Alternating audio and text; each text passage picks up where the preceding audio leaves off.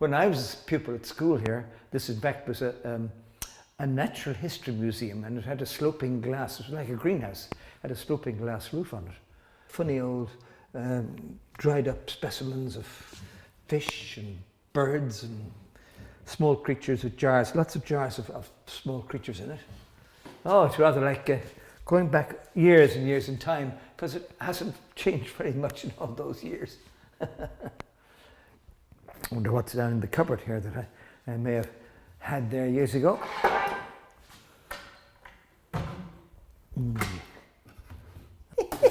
don't believe it. Look at it. Look what I found after all these years sitting at the cupboard. My biology notes. I don't remember what was in it, mind you, but still, should we have a look-see?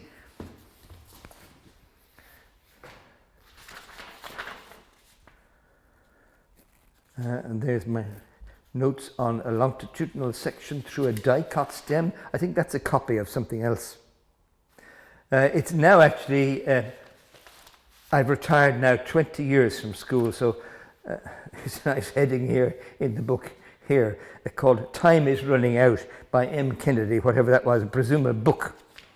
But it's all my index of stuff. Growing potatoes, oh my goodness gracious me.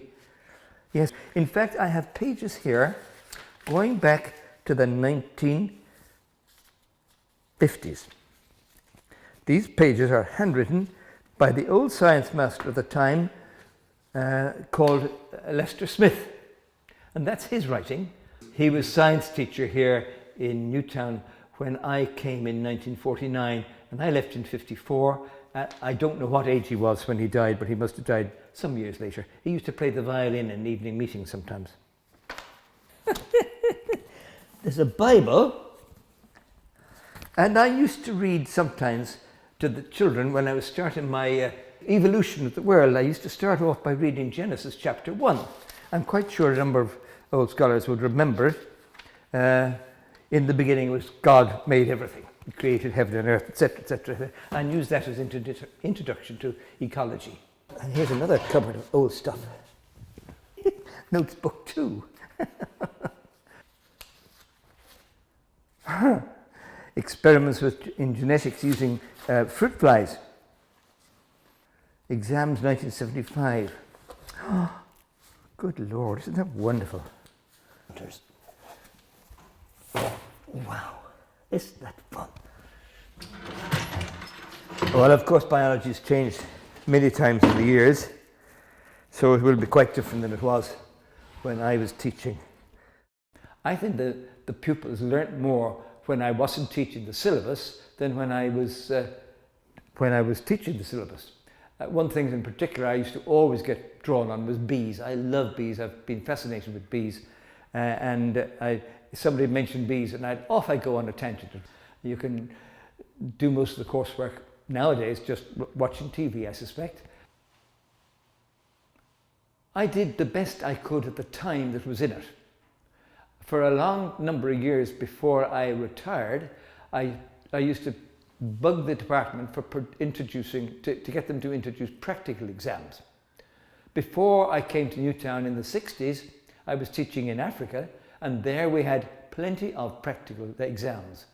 It took a lot of persuasion. It wasn't until about the year 2000 or thereabouts, 2001-2, that it actually came into the syllabus as something that was essential. They had to have a practical book and hand it up as part of their coursework. And our dog used to wander down. He knew where I taught, and he would come down here, having maybe gone into the staff room and managed to scrounge a few biscuits from the staff who weren't teaching at the time. He would then wander down here, shove his shoulder against the door and walk into the classroom. I was very cross about it, but the children laughed at him. They were so used to him coming in that it really didn't make any difference at all. Sometimes he'd just sit down here and was good. Other times he might nose around at people and they'd be petting him at the same time, but he was very naughty to come down. That was one of the funny times, I certainly remember that. In the lab, I don't remember funny incidents. We never had any explosions or some things going wrong. Sometimes the kids used to put a light to the gas tap and you get a nice jet of flame coming out, but that wasn't approved of. I see an awful lot of electrical work done since I was here.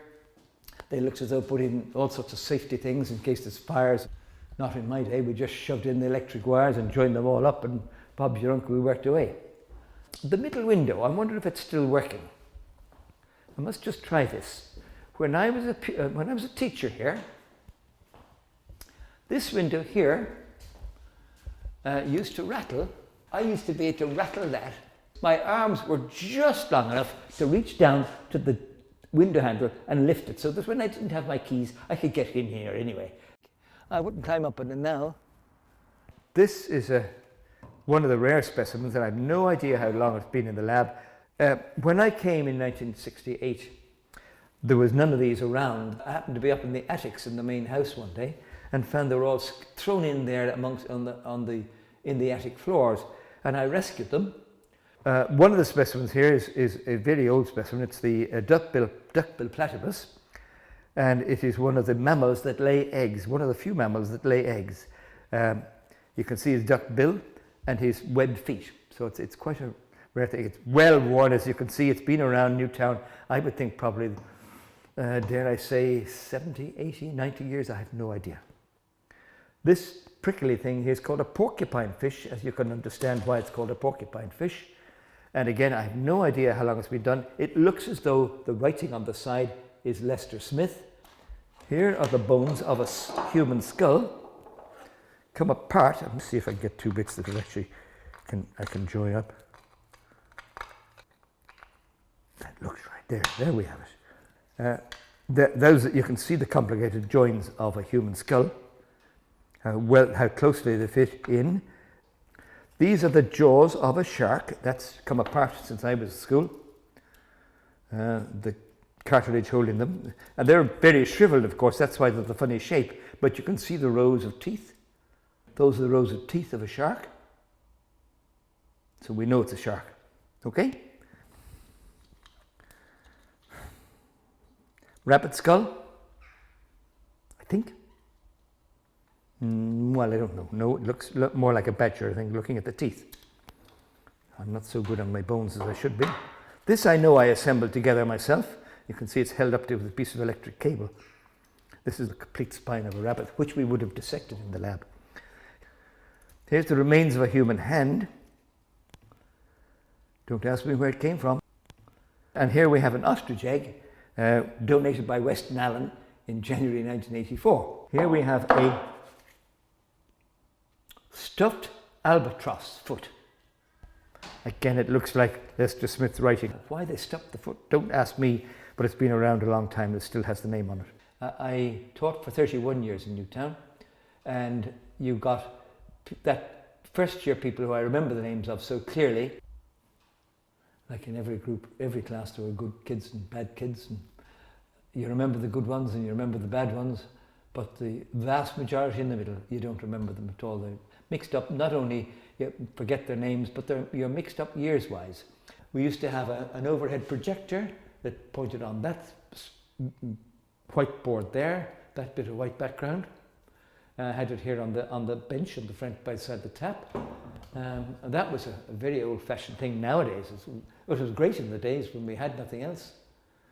And then I had a television. That shelf, that empty shelf up there on the wall, is where I had a TV set, and I had it plugged into a microscope.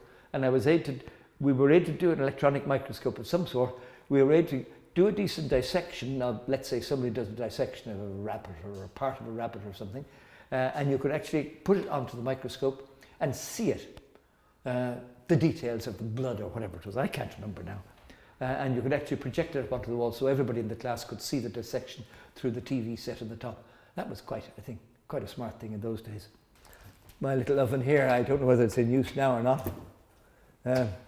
I used to grow bacteria in it. One year we decided to incubate eggs, to look at the embryos of the eggs as they were forming. Half, let's say 18 then, we incubated in the oven here, and half I had a broody hen, and we put the other half under the broody hen. Each day, the sixth form, it would have been sixth form or possibly fifth form class, we took out an egg, took it apart and watched the development of the embryo. On the 13th day, it was more or less a whole chick, complete chicken, without its feathers. And I don't know whether I said it to the kids or the kids said it to me, you know, we're killing a life. And so we all agreed, so we stopped at that stage and didn't open any more eggs.